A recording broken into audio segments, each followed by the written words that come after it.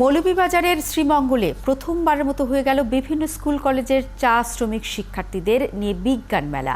উৎসব নামের একটি সংগঠনের আয়োজনে এবং লাইট টু লাইট প্রজেক্টের আওতায় এ মেলা অনুষ্ঠিত হয়। মেলায় 15টি স্টলে ডিজিটাল বাংলাদেশের থিম উপস্থাপন করা হয়। আহমেদ ফারুক মিল্লাতের তথ্য ছবিতে প্রতিবেদন।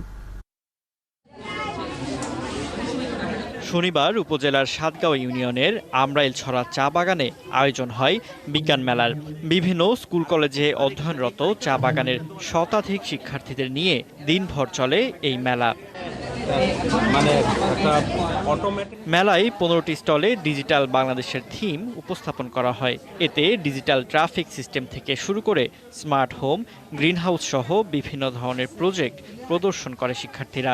মেলাকে ঘিরে শিক্ষার্থীদের মাঝে ছিল ব্যাপক উৎসাহ ও উদ্দীপনা।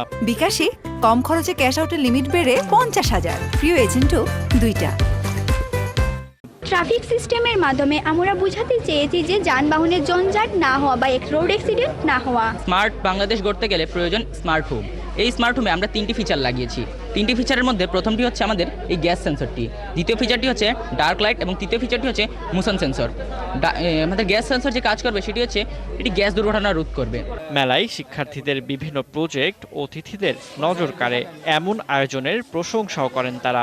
আগামী প্রজন্মে প্রযুক্তির মাধ্যমে তারা একটা বিশেষ অবদান রাখতে পারবে বলে আমার বিশ্বাস। স্বাভাবিকভাবে যারা সকল স্তরের জনসাধারণকে নিয়ে, যারা শিক্ষার্থীদেরকে নিয়ে যে আমরা বিজ্ঞান মেলাগুলো করি, ওইটার চেয়ে তারা কোনো অংশেই পিছিয়ে না, তারা এগিয়ে গেছে।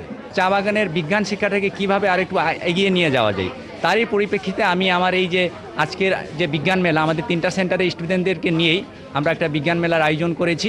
মেলায় প্রধান অতিথি হিসেবে উপস্থিত ছিলেন বিশিষ্ট প্রকৌশলী আশিস ভট্টাচার্য। তিনি বলেন, শিক্ষার্থীদের বিজ্ঞানমুখী করতে এই মেলা ভূমিকা রাখবে। দেখতে পাচ্ছি যে এরা এখন বিজ্ঞানের বিভিন্ন পর্যায়ে যেতে পারছে, অনেক হাইটেকে যেতে পারছে এবং তারা উদ্বুদ্ধ হচ্ছে এবং তাদের যে ভয়টা ছিল সেই ভয়টা কেটে গেছে। পরে বিজ্ঞান মেলায় বিজয়ী 3টি স্টলকে পুরস্কৃত করা হয়। ফারদিন নীরব, 71।